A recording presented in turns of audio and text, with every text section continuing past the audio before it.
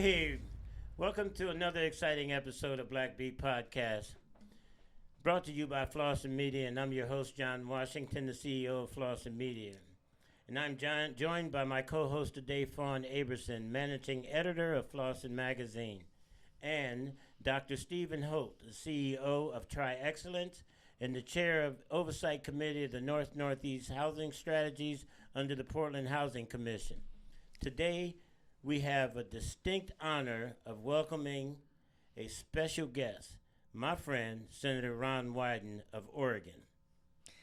Senator Ron Wyden has been a steadfast advocate for justice and equity, and today we're going to dive into two critical issues he's addressing in our community and beyond. First, we're going to discuss the alarming racial disparities in mortgage lending practices at the Navy Federal Credit Union, as revealed in recent reports.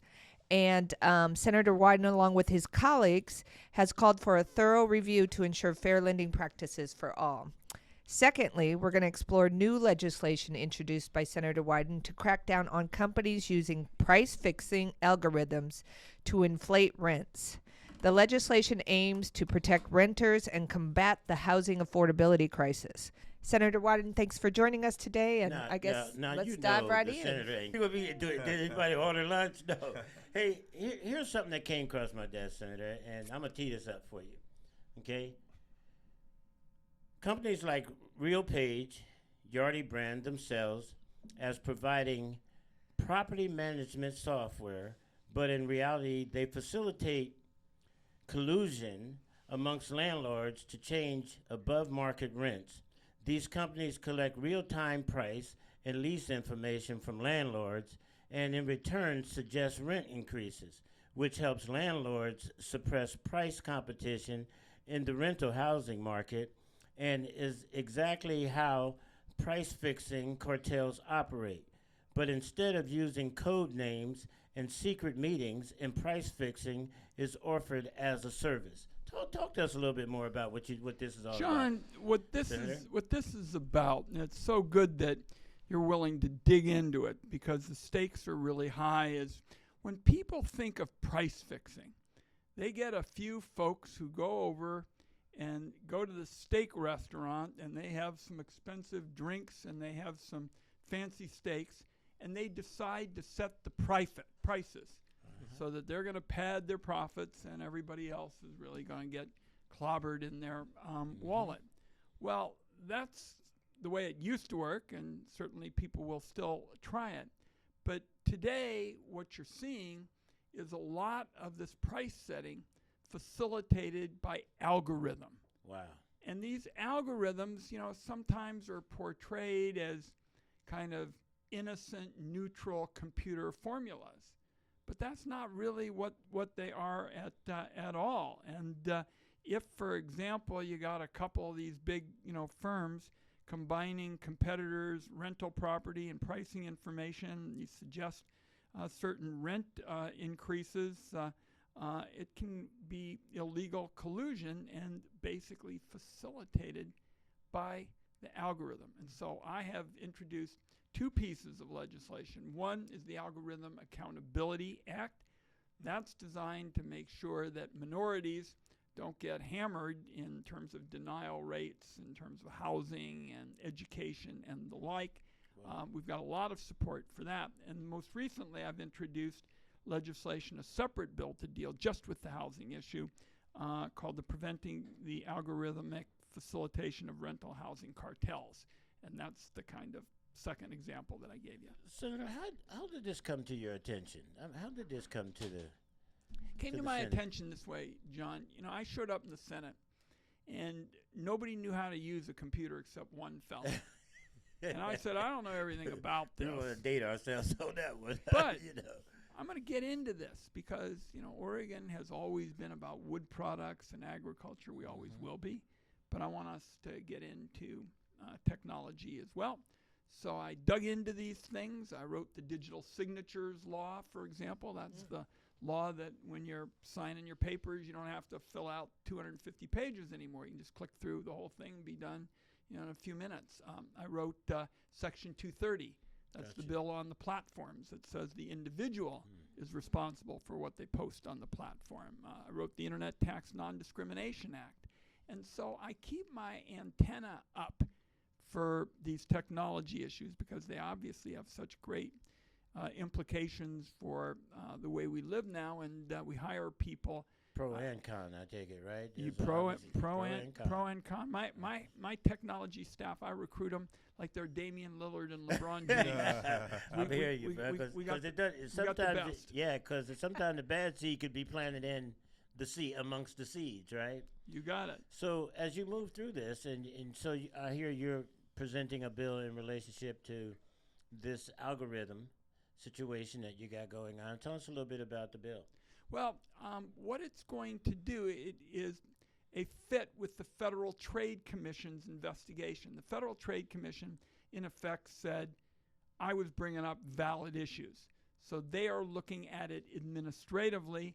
I'm looking at it in terms of how, as a matter of legislation, these practices suppress competition in the market. It deems algorithmic facilitation a violation of the big major law in this area, what's called the Sherman Act. So I'm proposing legislation, and the Federal Trade Commission is already looking at the issues that I presented. I mean, John, we talk about this all the time in our office. Senator Wyden, is the American dream dead, right? And Dr. Holt, you can speak to this because you sit on the Housing Oversight Committee too. It's like, the American dream used to be, a home, right? And Business I think ownership, yeah, home, taxpayers. and I think in this, in the research that you provided to the public, what was 70% of the rental housing in Seattle was owned by 10 companies, right? Leaving 30% of the sort of inventory out there for the rest of us. So when you talk about federal trade and fair competition, I guess I wonder where's the fair competition just for the average American citizen these days? I think that's one of the reasons I've got the government's attention, the Federal Trade Commission, and my colleagues in the legislature. I mean, we've got a very substantial people who spend more than 50% of their money on rents, and we've had a number of very suspicious denials. John made mention of one I called out, the Navy Federal's mortgage lending program. Mm-hmm. They're the nation's largest credit union, and after statistical analysis, they found that black applicants to these programs were more than twice as likely to be denied as white applicants. And they looked at a host of issues, and apropos of your point, that's just not right. That's not fair. That's not equal treatment under the law, and that's why I'm looking at both my legislative, approach and trying to change it by working with the Federal Trade Commission. Wow, that's exciting. I mean, because when I think about what is actually going on down in Washington, Senator, in light of some of the strategic agendas that have supported some of the civil rights and the black agenda in this country, and the perception that it is under attack at this point in time, how is that climate, not to sidetrack on this, but is that climate visible in D.C. at this point in time? Yeah. Or is it supportive still of the platform and the agenda? Well, I think we understand that there are some core issues that you've got to, deal with here. If you're seeing shady companies use algorithms to help landlords collude to inflate rates, that hurts the very people that you're talking about. I was thrilled when President Biden basically agreed with my assessment of this algorithmic rent fixing, because he talked about landlord cartels in his State of the Union address. So, right on. These are bedrock issues for families and for people of modest means. And the thing about housing is, if you don't get a fair shake in the rental market, how in the world are you going to be able to get in decent financial shape to become a first-time home buyer? Absolutely. Absolutely. I appreciate you bringing that up. I was just looking at the federal investments for 2024 that you, Senator, and Senator Merkley supported here for Oregon, specifically a $2 million amount that is going to the Williams and Russell project right here in Portland, and my company happened to facilitate that process. So it's exciting to see the investment happening.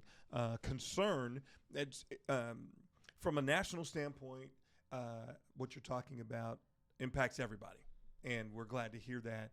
In the state of Oregon, we've got a very unique situation for Black and brown people, in that, number one, we're already small in our percentage, and then number two, because of these kinds of iterative processes that continue to move the needle, move the bar, and keep us from opportunities of home ownership, et cetera, not to even mention or get into the whole economic disparity where the businesses come in, the economic disparity around what we make. As you're looking at Oregon, are there any specific things that are kind of catching your heart and your mind along the lines of this work? Well, I just look at all the people who are coming to my town hall meetings, and I ask people, about their housing situation, and they will tell you they're spending more than 50% on rent. And so I've had more than 1,080 town hall meetings. I got 4 of them, coming up, and I think that you can't do the job right just sitting at your desk in Washington, D.C. You got to get out and talk to people, and I think people just feel like they're getting mugged on housing prices. We are, and rental prices in particular. Yeah, there is no neighborhood in the city of Portland or in the metro area where a Black family can afford to rent. We're rent burdened, absolutely. And part of that gets back into or is associated with our economic opportunity. You know this. You've been here for quite a bit of time, that on Williams Street alone, from Killingsworth to Broadway, at one point there were 300 Black-owned businesses, and now they're less than 3. Less than 3. And then, of course, with the Nike store closure, it's really kicking us in the butt on that lower bit of MLK, Ron. So, I mean, we've never had a business deficiency in our district, and we're starting to see that they're going away slowly. Every month we're losing 1 or 2, and the storefronts are becoming more and more visible and available. And so, this whole it's starting to look at the focus of housing, and fentanyl is consuming us. What are your thoughts about the fentanyl battle is really twofold, and it relates also to the voting that we just had in the election, because I think the election said a lot about what folks want in terms of law enforcement and the like. And I think I'll start with that. I think that, and this goes to kind of setting the environment for business and the like, because crime can affect it. I think that people in Portland, all across the city, they want to be safe in their homes and their businesses and their streets, and they want to make sure that there is justice for every single person, which means that there needs to be treatment and prevention in terms of these health issues. I think Portland hadn't been getting that right. Some go with one or the other. We need them both. Agreed. We need them both. Agreed. And what you send with messages, if you don't do them both, is just what you were saying. We don't have the business activity that we ought to have in Northeast. And I think fentanyl, again, is a 2-part strategy. I think I'm trying as chairman of the finance committee to make sure we get tough with the cartels. Stop them from money laundering, beef up the sanctions, go after them, hard. At the same time, there's a healthcare, piece. We had a young man come and testify from Fourth Dimension, the recovery, center. He came up to me at Fred Meyer a couple months ago. I said, "You're Senator Wyden?" "Yes, I am." He goes, "You guys interested in doing something about fentanyl?" I said, "Of course we are. We're getting ready to have a hearing." And he said, "Can we talk to you?" And he found himself sitting at the Senate Finance Committee testimony room, a couple days ago. Come and on, man, really? Yeah, he was right there. You brought it In fact, right to the front line. I told everybody. I told the story in front of the whole Senate. I said, "I've been to every Fred Meyer in Oregon. I've had a chicken at every Fred Meyer in Oregon. I saw this young man, coming, and the young man said to the audience, 'What a performer!' He goes, 'Yeah, let's go get a chicken later.'" Hey, that's always a hot item. Ron, where you go? That $5 chicken. If you love someone who's gambling too much, you may feel like you're on a roller coaster. The ups and downs are beyond your control. And sometimes, sadly, the person taking the risks may not even see how their actions are impacting those around them. Here in Oregon, effective help is available to both people with gambling concerns and those who are affected by someone else's gambling. Call, chat, or text with us at opgr.org. Best of all, help is free. The economics is real because, as John alluded to, Senator Wyden is, of course, these cartels. This is serious stuff. Price gouging is serious stuff.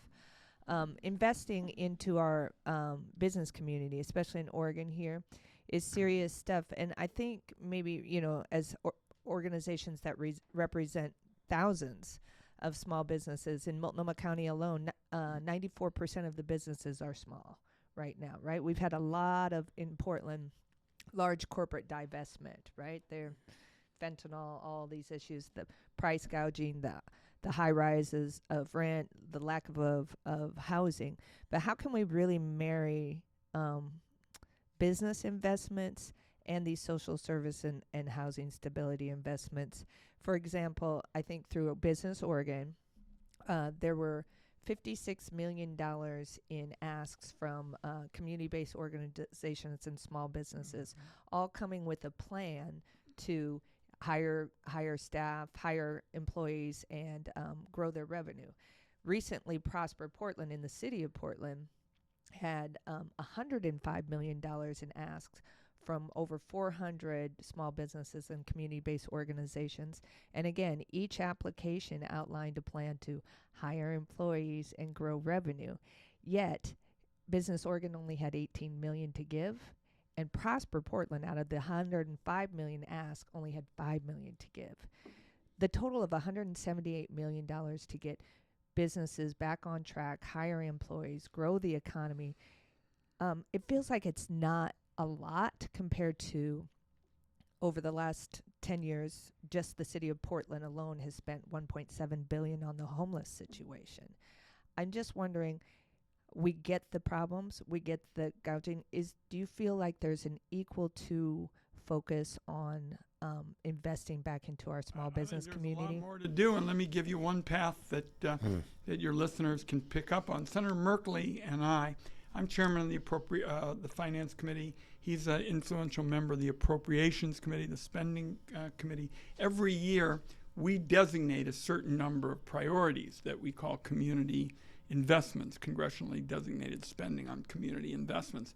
I want to say on this show on the podcast that I'm happy, and I think I can speak for Senator Merkley, to see and receive any ideas from the community for things that are really targeted towards exactly what you're talking about, helping business, that's awesome, meeting the needs of people in terms of training and services. And I wonder that because I'm saying, okay, so the applicants that were denied, there's your future vision, right? Why can't we take $178 million and fund them all? Well, I'll tell you the other thing, because my whole day revolves around trying to do these bread and butter kind of approaches that really relate to the community well-being. I've got a big effort trying to attract more minorities to healthcare jobs because we know that there's going to be a tremendous set of opportunities in healthcare. We're living longer, but it doesn't make it easy, and I'm spending time on those kinds of issues. Well, just one more question on the healthcare, because I know Narcan is a big thing, and is that federally subsidized, Narcan? For the fentanyl crisis, yeah. Well, the drugs that help people get back on their feet are important, because if you don't get them right away, you can die. And of course, I'm working on getting these medication treatments underway. Guess what the big obstacle is? A lot of the big insurance companies are putting in something called prior authorization. Right. And if the insurance companies are doing prior authorization for somebody who's, right now, whose life crisis, is right on the line, he isn't going to be around if he doesn't get it. So that was what I was talking about on Thursday in Washington. Well, I was just wondering, because, I just feel like who's ever making Narcan is certainly probably experienced and elevated in their profit. Could we potentially carve out taxes for that to invest back into small businesses? We're looking at those issues. Okay. Yeah, and those issues need to have a tail on them, Ronnie. I mean, because one of the things of being in the industry, being a clinical person, mental health, all of that, Narcan has historically also been an elevator for the potential for death also. People get it after they've OD'd. Then the first thing they do is they wake up after getting a hit of Narcan and they want to go back out and get a better hit. And so we have to make sure we look at the recidivism also about that drug also and its impact. I don't think you want your United States Senator making judgments about every drug. Maybe not. The point is, at our hearing, we were looking at medication-based treatments, and there's a real opportunity for doing it. Right. And I'm going to force these private insurance companies that make gigantic sums of money from taxpayers and others to do their fair share. Right on, dude. Right Well, on. I want to go back to, and I appreciate the Yeah, conversation. yeah. I want to go back to when we were talking about related to, so I'm a housing guy. Housing and economy, both are extremely important to me because they're dovetailed, right? It's kind of like a three-legged stool. It's education, it's economy, and it's housing. And I believe housing starts and is the center for it all, because if you have a stable house, you've got a stable neighborhood, you've got a sense of stability for kids. They then can do homework and have a vision, et cetera, et cetera. So around this Navy Federal Credit Union racial disparity work that you're doing, two questions associated. One is, what's the hope of the finding? And then, and I don't know if you can answer this, but how does it speak to, or what are your thoughts related to the disparities specifically in Oregon? Because our numbers are phenomenal as it relates to blacks getting housing, as it relates to blacks getting able to purchase, the whole economic barriers, et cetera, et cetera. So I'm trying to get all the federal agencies that are looking at these issues to put the spotlight on Oregon as well. Come on.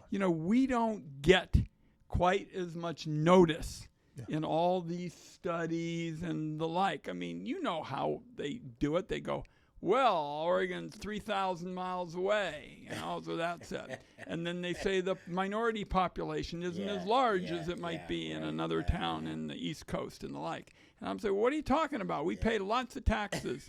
And I'm home, and I talk to a lot of minority folks, so don't give me this baloney that you can't find a minority person. Thank you. So I make that kind of my sort of prism. When I hear about these studies, I say, I'm the chairman of this committee, and I will be asking you, I say this, when you come up here and you talk about your results, I am going to ask you about how this affects minority people and the people I represent. I'll give you an example. We passed a big organ transplant bill to make changes in organ transplants. Well, you know who gets hammered in terms of organ transplants, and particularly with access to, you think you're not a physician, are you? You're a social scientist. Okay. But the people who get hammered in terms of organ transplant problems are blacks, and they don't get access to kidneys and a lot of other things that are we know that, essential. yeah. Wow. We've got the new law passed, and every time I have a chance to talk to these agencies, how's it going with getting this changed so that there's fair treatment of black Americans? And I appreciate that. That's the kind of dogged determination, focus, relentless effort that has to happen around housing here in our city, that has to happen around economic opportunity here in our city. I'm sure you know the area median income for the average black family is less than half of that of an average white family right here in the city. So when it comes to being able to purchase a home, we're already knocked out. And then when it comes to affordable rental, we're more than 50% of the income is going. So the rent burdened dynamic is just the lived experience, and we need some champions. So I'm excited about that and glad to hear that that's something that's a concern for you for here in the city of Portland. I think it's something that everybody else needs to know. Yeah, I agree. And so, Senator, you want to respond to that at this point? Or No, I think we basically are in agreement here. I mean, this represents a major economic, challenge. And look, we're trying to find the pieces to bring this community back. We got Rakaya Adams and the Albina Project. Right. Phil Knight, put a lot of, effort. I and the congressional delegation was able to come up with a significant amount of money. That's very encouraging. We're going to do it. In fact, so encouraging that, the Albina Project is going to be one of the nicer showcases for the whole city, not just, not just Northeast. So we're doing it. I'm spending a lot of time on semiconductors. I think the chips and whole question of semiconductors, because we use them from the time we get up in the morning until the time we get at night, is a real opportunity for minority communities to make a big difference, because we need a lot of workers. Yeah. We need a lot of workers, and you get out of high school, you get paid a good wage, and I'm focusing on those kinds of programs.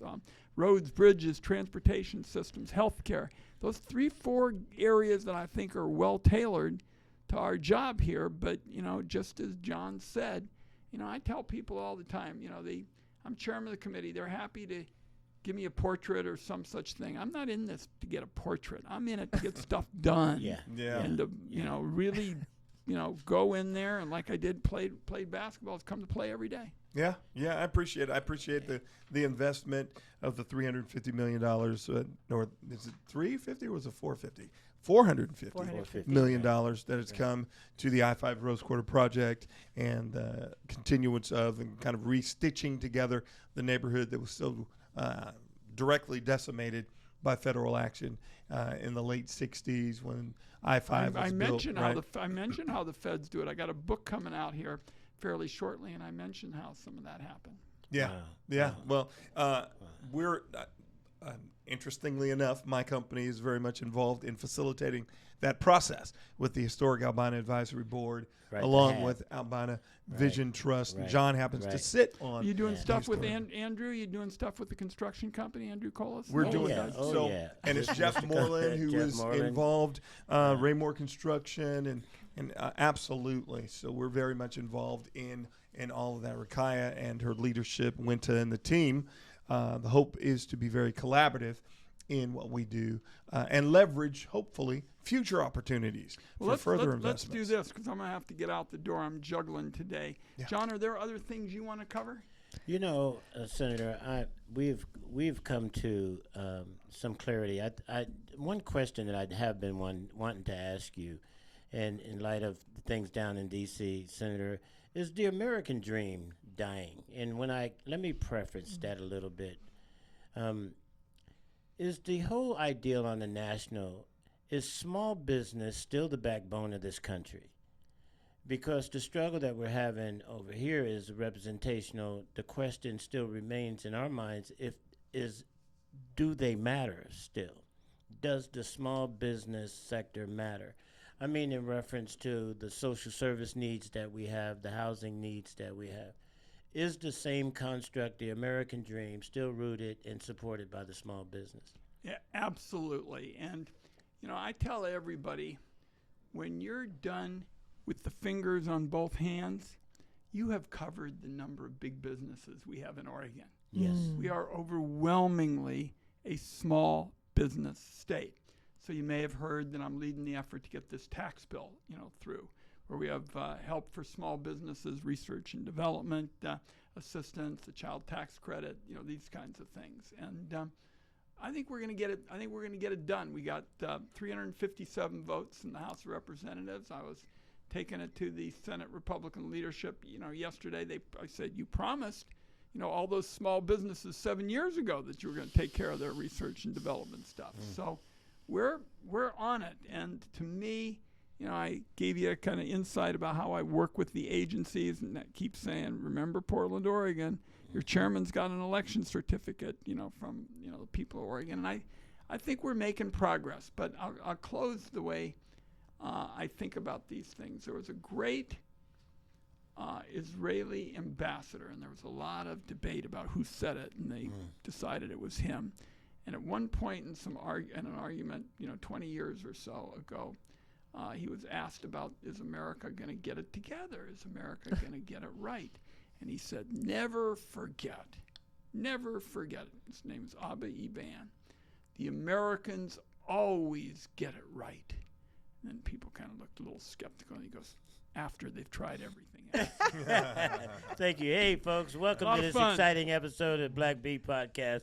Senator Ron Wyden, we are so appreciative of you to come into the house and bless us with your presence.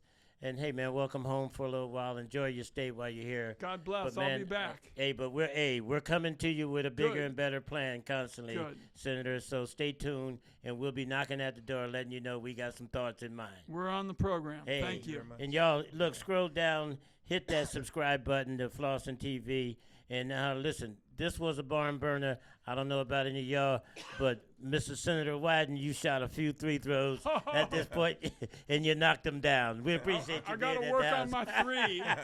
We appreciate you, big fella. Thank you again. Thanks Yes? a lot.